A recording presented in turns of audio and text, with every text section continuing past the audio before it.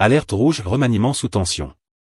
Des ministres éjectés, des clans armés, la menace de « tout gâter » au sommet de l'État. Quand les anciens lions sentent l'odeur de la cage, même la savane commence à trembler. Ce soir, le Cameroun ne respire pas normalement. Quelque chose grince au sommet de l'État. Quelque chose se fissure là où, d'habitude, tout semble verrouillé, silencieux, intouchable. Un remaniement ministériel est annoncé. Officiellement, tout est calme. Mais officieusement, c'est la panique organisée. Des ministres sont exclus. Des réseaux s'agitent. Des clans se réveillent. Et une phrase circule, lourde comme une menace. On va tout gâter. Ce n'est pas une rumeur de quartier. Ce n'est pas un bavardage de réseaux sociaux. C'est un avertissement politique, lancé depuis les entrailles même du système. À Yaoundé, ce soir, le problème n'est plus seulement qui entre dans le gouvernement. Le vrai problème, c'est qui en sort, et avec quoi dans les poches. Car selon plusieurs sources concordantes, des ministres exclus, soutenus par une partie de l'appareil sécuritaire, contestent violemment la légitimité de ce remaniement. Ils accusent. Ils menacent. Ils préviennent que si on les pousse trop loin, ils sont prêts à faire tomber le masque. Reconnaître la victoire d'un opposant. Refuser d'obéir au nouveau gouvernement. Transformer un simple décret en crise politique majeure. Ce qui se joue ici n'est donc pas un jeu de chaises musicales. C'est une lutte pour la survie politique. Un combat entre le stylo, l'uniforme et la peur de la prison. Et quand, au Cameroun, la politique commence à flirter avec l'armée, l'histoire devient dangereuse. Ne partez surtout pas. Parce que ce reportage va vous plonger dans un monde de complots, de règlements de comptes et de secrets bien gardés. Ici, chaque image compte. Chaque silence parle. Chaque détail peut faire basculer l'équilibre. Ce n'est pas une simple actualité. C'est une révélation. Avant d'aller plus loin, prenez une seconde pour aimer cette vidéo. Abonnez-vous à Camé News. Et surtout activez la cloche de notification, pour ne jamais manquer ce que d'autres préfèrent cacher. Sur Camé News, on ne vous sert pas l'actualité fade et endormante. Ici, l'info est épicée, tranchante, et sans anesthésie. Restez bien avec nous. Ce que vous allez entendre n'a rien de banal. Partie 1. Le grand théâtre du remaniement, quand l'image parle plus que le décret. Au Cameroun, il y a une règle non écrite que même les murs d'étoudis connaissent. Le remaniement ne se commande pas, il tombe. Un beau matin, la radio grésille, la CRTV parle vite, les ministres pâlissent. Et le pays découvre les nouveaux noms sans bande-annonce, sans musique, sans discours. Mais cette fois-ci, non. Cette fois-ci, le pouvoir a sorti la caméra, le décor et les figurants. Une scène trop bien jouée pour être naturelle. Les images diffusées sont soigneusement choisies. Paul Biya, calme, concentré, entouré de parapheurs bien alignés. Pas un hasard. Un message. Puis, fait rarissime, l'annonce du remaniement dans un discours. Comme pour prévenir, expliquer, rassurer. Au Cameroun, quand on commence à trop expliquer, c'est que quelqu'un, quelque part, ne croit plus. Et quand le pouvoir se met à se justifier avant même d'être attaqué, c'est souvent qu'il sent déjà la tempête arriver. Le feuilleton du décret voyageur. Autre élément qui a mis le feu aux réseaux sociaux et aux salons politiques. La rumeur persistante d'un décret escorté à la CRTV par la garde présidentielle. Vrai ou faux? À ce stade, impossible de confirmer officiellement. Mais en politique camerounaise, la rumeur n'a pas besoin d'être vraie pour être efficace. Elle suffit à installer une idée. Attention, c'est sérieux. C'est validé au sommet. Comme dirait un ancien du quartier. Même le faux billet peut acheter la peur. Une opération de communication avant tout. Tout dans cette séquence ressemble à une opération de communication de crise. L'objectif paraît clair. Attribuer sans ambiguïté la paternité du remaniement au président Paul Biya. Pourquoi? Parce que visiblement, quelque part dans le système, cette paternité est contestée. Et au Cameroun, quand on commence à se disputer sur « qui a décidé », c'est que la décision est déjà politiquement fragile. L'image comme bouclier politique. Le pouvoir camerounais c'est une chose. L'image du chef est sacrée. Alors on la brandit comme un bouclier. On montre le président au travail. On montre les dossiers. On montre la continuité. Mais comme on dit chez nous, même le bon habit ne cache pas toujours la maigreur. Derrière cette mise en scène, certains ministres partants voient une tentative de camoufler une fracture interne. Quand le silence habituel disparaît. Habituellement, le président ne prévient pas. Il ne prépare pas. Il ne dramatise pas. Cette rupture de style est ce qui intrigue le plus. Car au Cameroun, le style du pouvoir est un langage en soi. Changer ce style, c'est envoyer un signal. Et ce signal, beaucoup l'interprètent comme la preuve que le consensus interne n'est plus total. Le public comme spectateur. Ou comme cible. Pendant que les Camerounais regardent ces images. Une question se pose. À qui parle-t-on vraiment? Au peuple? Aux ministres? À l'armée? À la communauté internationale? Peut-être un peu à tout le monde. Car ce théâtre n'est pas destiné à divertir, mais à imposer une lecture unique de la réalité. Satire d'un pouvoir qui montre trop. Ce qui rend la situation presque comique, si elle n'était pas grave. C'est cette frénésie à prouver l'évidence. Comme si le pouvoir disait. Regardez bien, c'est moi qui décide. Or, comme le dit un vieux proverbe du centre. Le vrai chef n'a pas besoin de crier qu'il est chef. Transition vers la partie 2. Ainsi, chers abonnés de Kame News, avant même de connaître les noms, avant même de lire le décret, le pays est déjà plongé dans une bataille de récits. Et quand le récit devient plus important que la décision elle-même, c'est que le pouvoir cherche à colmater une fissure. Mais derrière l'image rassurante du président, beaucoup se demandent désormais. Qui tient vraiment le stylo? C'est là que l'histoire devient encore plus intéressante. Partie 2 Ngo, le stylo qui coupe plus que le coupe-coupe. Au Cameroun, on dit souvent. Le pouvoir n'est pas toujours là où on parle, il est souvent là où on écrit. Et dans ce remaniement ministériel annoncé, beaucoup de regards ne se tournent pas vers le parapheur, mais vers la main qui tient le stylo. Le président à l'écran, le scénariste dans l'ombre. Officiellement, le pays voit les images rassurantes du chef de l'État. Calme, posé, entouré de dossiers, comme pour dire, je contrôle tout. Mais dans les couloirs de Yaoundé, une autre lecture circule. Le président serait à l'écran, pendant que le scénario s'écrit ailleurs. Cette lecture, insistons bien, n'est pas une vérité établie, mais une perception politique partagée par plusieurs acteurs exclus. Et en politique camerounaise, la perception est parfois plus puissante que la réalité. Ferdinand Ngo, de secrétaire à chef d'orchestre? Ferdinand Ngo, secrétaire général de la présidence, n'est pas un homme qui parle beaucoup. Mais c'est justement ce silence qui fait sa réputation. Selon plusieurs sources proches du sérail, ce remaniement porterait sa marque. Non pas comme un simple exercice administratif, mais comme une opération chirurgicale. Objectif supposé.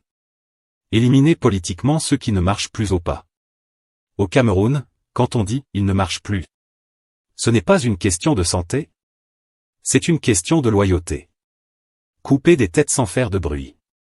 Ce qui frappe dans ce remaniement, ce n'est pas seulement qui sort, mais la manière dont ils sortent. Pas d'hommage appuyé. Pas de porte de sortie élégante. Pas de reconversion visible. Comme on dit chez nous. On t'enlève la chaise pendant que tu parles. Les exclus y voient une volonté de neutralisation. Pas seulement politique, mais symbolique. Chantal Biya, la présence qui ne se présente pas. Autre élément qui alimente la controverse. Le rôle supposé de Chantal Biya.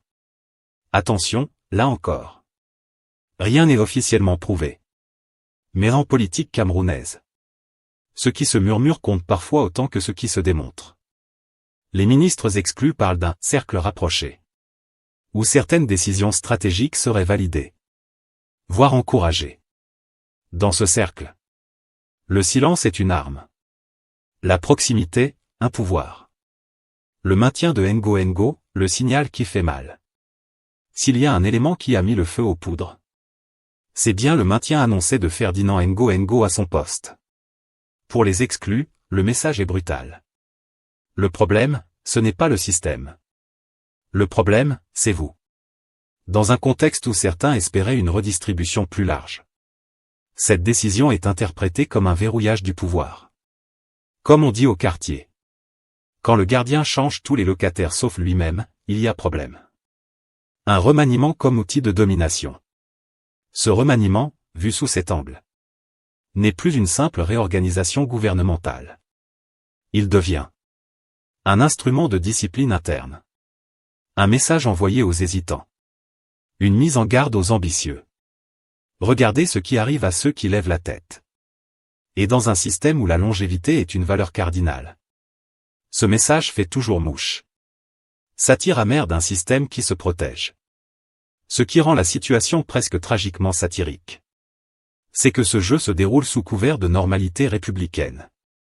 Tout est légal. Tout est institutionnel. Tout est poli. Mais derrière les sourires officiels, les couteaux sont bien aiguisés.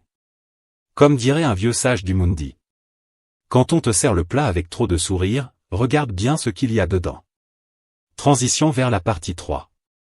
Ainsi, chers abonnés de Kame News, ce remaniement apparaît, aux yeux de ses détracteurs, non comme une décision présidentielle apaisante, mais comme une manœuvre de recentrage du pouvoir autour d'un noyau dur.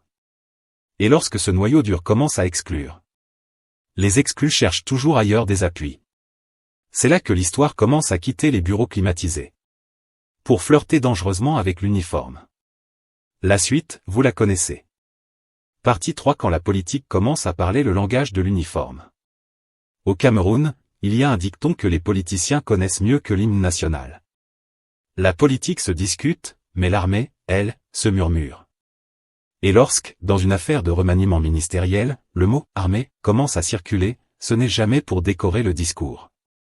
C'est le signe que le jeu est devenu sérieux, que les calculs quittent les salons climatisés pour frôler les casernes, même si tout le monde fait semblant de ne rien voir. Pas l'armée, mais des armées dans l'armée. Soyons clairs dès le départ, pour rester dans les règles de l'éthique journalistique. Il ne s'agit pas de l'armée camerounaise dans son ensemble. Il s'agit plutôt de réseaux, de clans, de fidélités anciennes, construites au fil du temps entre civils puissants et officiers influents. Des relations faites de promotion obtenue au bon moment. Affectation stratégique. Protection discrète. Service rendu, et jamais oublié. Au Cameroun, le grade ne fait pas l'homme fort. Ce sont les alliances invisibles qui font le poids. Les exclus et la mémoire des casernes.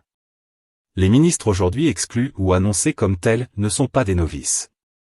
Ils connaissent la maison. Ils savent que le pouvoir camerounais fonctionne comme un grand village. Quand tu aides quelqu'un à traverser la rivière, il se souvient de toi quand le pont brûle. Ces ministres auraient, au fil des années, tissé des liens avec certains segments de l'appareil sécuritaire. Anciens camarades de classe. Frères de village. Relations régionales. Solidarité forgée dans les moments sensibles. Ce ne sont pas des alliances écrites sur papier. Index revers pointant vers la droite blanc met des dettes morales, plus solides que des contrats. Feu quand l'uniforme devient un argument politique. Aujourd'hui, face à ce qu'ils considèrent comme une éviction injuste. Index revers pointant vers la droite blanc, ces ministres laissent entendre qu'ils ne sont pas politiquement nus. Ils ne menacent pas frontalement, ce serait trop dangereux. Ils laissent planer. Ils font filtrer. Ils suggèrent, sans jamais affirmer clairement. C'est la grande spécialité camerounaise. Dire sans dire, menacer sans menacer.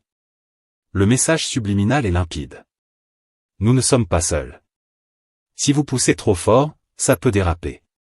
Et dans un pays marqué par l'histoire des équilibres sécuritaires, ce genre de message fait toujours transpirer les chemises blanches. Les clans, ces fantômes qui font peur. Le mot « clan » fait peur parce qu'il est imprécis. Un clan, ce n'est pas une unité militaire. Ce n'est pas un bataillon. C'est un réseau d'influence, souvent informel, parfois générationnel. Des officiers qui se connaissent. Qui se parlent. Qui se font confiance. Et dans un contexte de crise politique, la simple existence de ces clans suffit à créer l'angoisse, même sans mouvement réel. Comme on dit chez nous. Même le serpent immobile fait peur quand on sait qu'il est vivant. Issa Chiroma, le nom qui change la température. Mais le moment le plus spectaculaire de cette affaire, C'est lorsque ces ministres exclus évoquent la possibilité de reconnaître la victoire d'Issa Chiroma. Attention! Ce n'est pas un soutien idéologique affiché.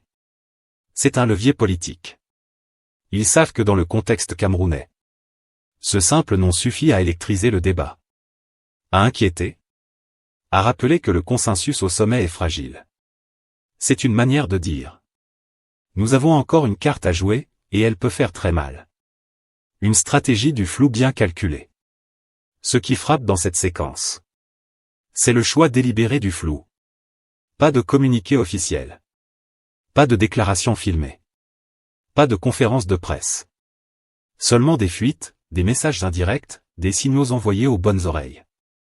Parce que dans ce système, le silence est parfois plus bruyant que le tambour. Un jeu dangereux pour tout le monde. Cette politisation indirecte de l'armée, même à l'état de rumeur, est un jeu à haut risque. Elle fragilise la stabilité institutionnelle, la confiance entre civils et militaires, et l'image d'un État maîtrisant pleinement ses leviers.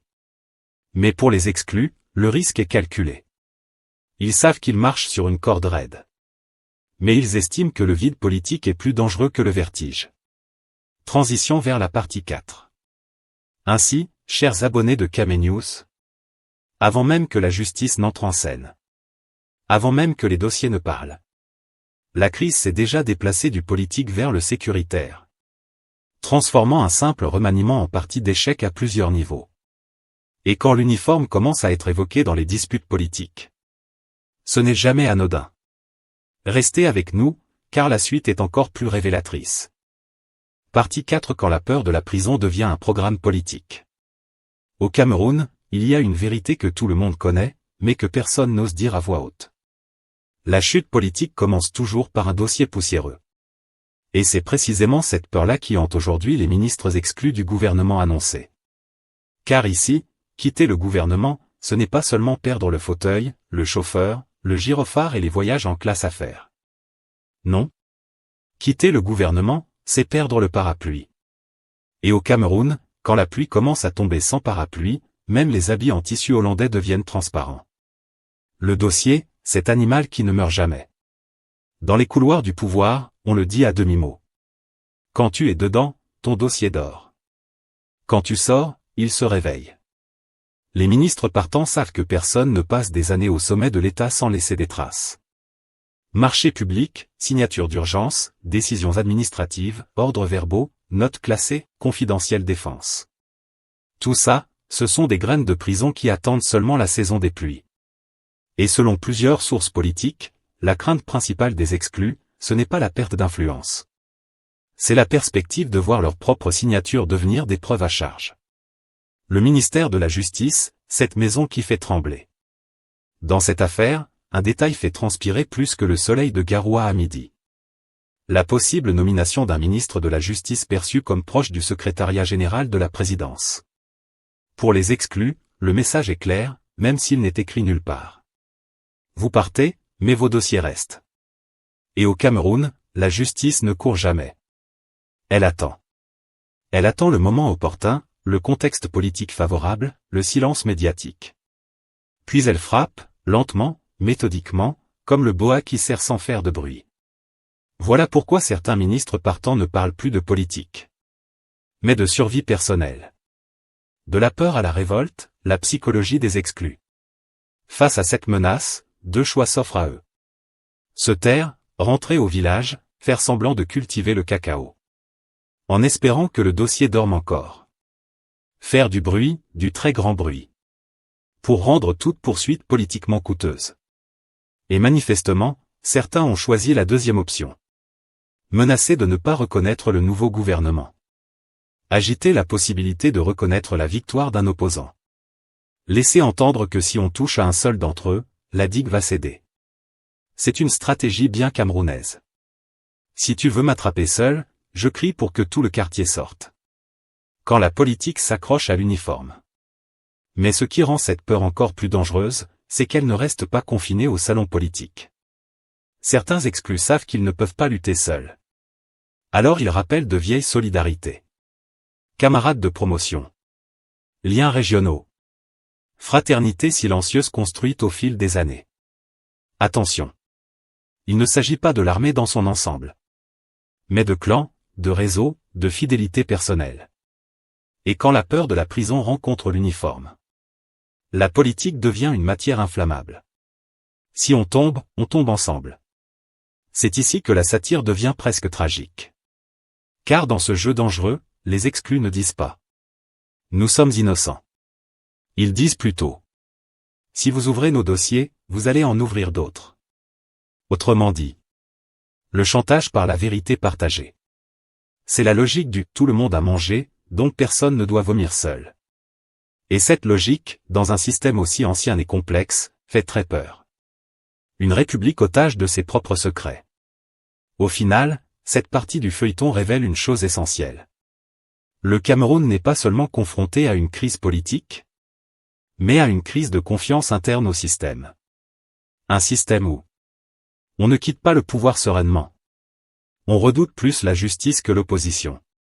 On transforme la peur en arme politique. Et comme on dit chez nous, quand le rat est coincé, il mord même le chat.